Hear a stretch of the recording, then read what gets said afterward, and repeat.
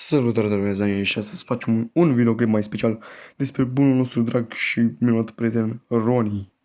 Bineînțeles, vom face un fel de teorie a acestuia și vor fi decât 2 sau 3 teorii despre el.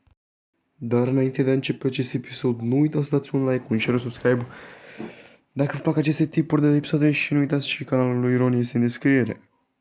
Și hai să-i dăm drumul. Prima teorie, Ronnie este un om normal.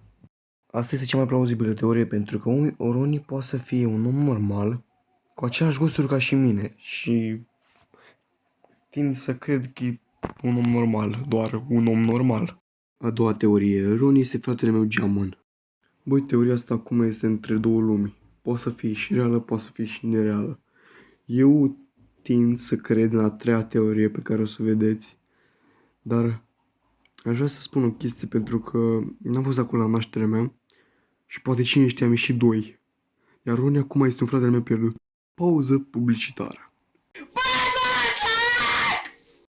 Gata, pauza. A treia teorie. Ronnie este o clonă de-a mea. Această teorie este cea mai plauzibilă pentru mine, deoarece mult am evoluat ca oameni, ca specie, iar domnul Ronnie poate fi clona mea. Nu e de mirare, deoarece seamănă mult și mult la aspect și la gusturi cu mine. Bine, mă refer la retardism de altă. Ronnie este entitatea ce completa puzzle-ul meu de mult distrus. Ronnie poate fi construit din sângele meu recoltat pentru a face analize.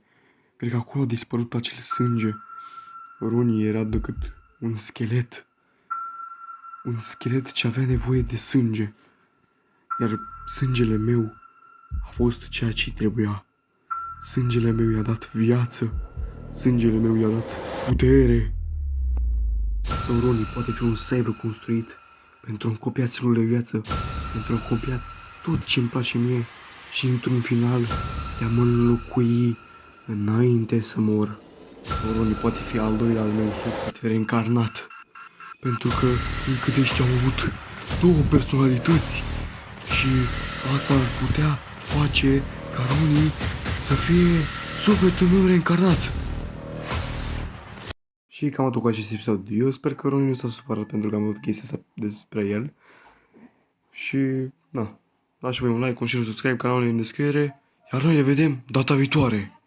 Goodbye.